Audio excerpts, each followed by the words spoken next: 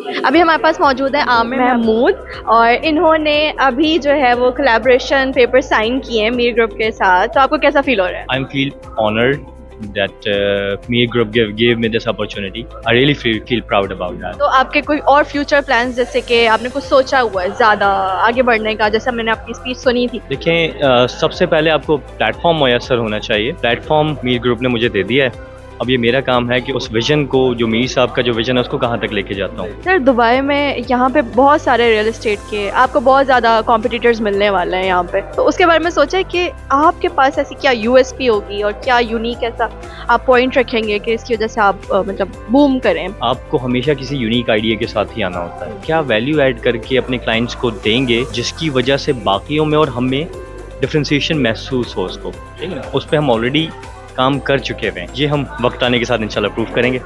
Thank you sir और all the best for free show.